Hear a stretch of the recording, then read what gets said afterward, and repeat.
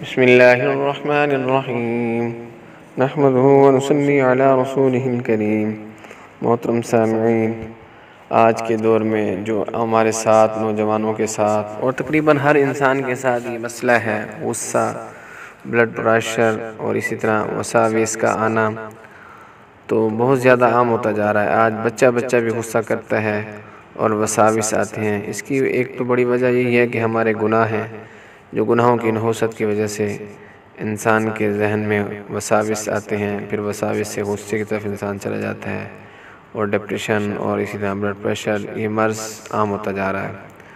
تو اس کے لیے ہم آپ کو آج جو ہے ایک نبوی وظیفہ اور دعا بتانے لگے ہیں، جس کے اہتمام سے انشاءاللہ تعالی اس سے آپ محفوظ ہو جائیں گے، وساوس سے اور غصے سے۔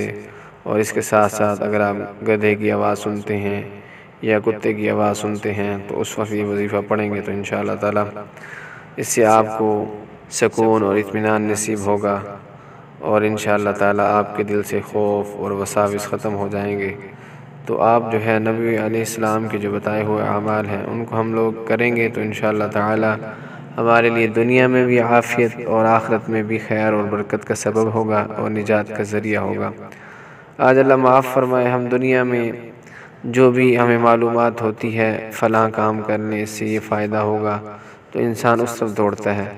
تو آج جو ہے دین سے دوری کی سبب یہ بھی ہے کہ ہم دنیا کے فائدے تلاش کر رہے ہیں، آخرت کا فائدہ، اور ہم اپنا علاج روحانی طور پہ اپنے علاج کو، جو ہمارے اندر روحانی بیماری ہے اس کو بیماری نہیں سمجھتے۔ تو اسی طرح جو ہے ہمیں روحانی طور پر بھی اپنا علاج کرانا چاہیے، نیک لوگوں کی صحبت میں بیٹھنا، علماء کے ساتھ بیٹھنا، ان سے جو ہے رہنمائی لینا۔ اسی طرح آج ہم آپ کے ساتھ جو وظیفہ شیئر کرنے لگے ہیں یہ بھی نبی علیہ السلام کا بتایا ہوا وظیفہ ہے۔ اس کو اگر آدمی پڑھ لے، جب وساوس آئے، غصہ آئے، گدھے کی آواز سنے یا کتے کی آواز سنے تو یہ دعا پڑھ لیں۔ اعوذ باللہ من الشیطان الرجیم، اعوذ باللہ من الشیطان الرجیم۔ اس کو پڑھیں، وساوس آئے، غصہ آئے تو اس کا ترجمہ یہ ہے کہ میں اللہ کی پناہ لیتا ہوں شیطان مردود کے شر سے۔ اور جب آپ مرغے کی آواز سنیں تو یہ پڑھیں، اللہم انی اسألک من فضلک، اے اللہ میں تجھ سے تیرے فضل کا سوال کرتا ہوں۔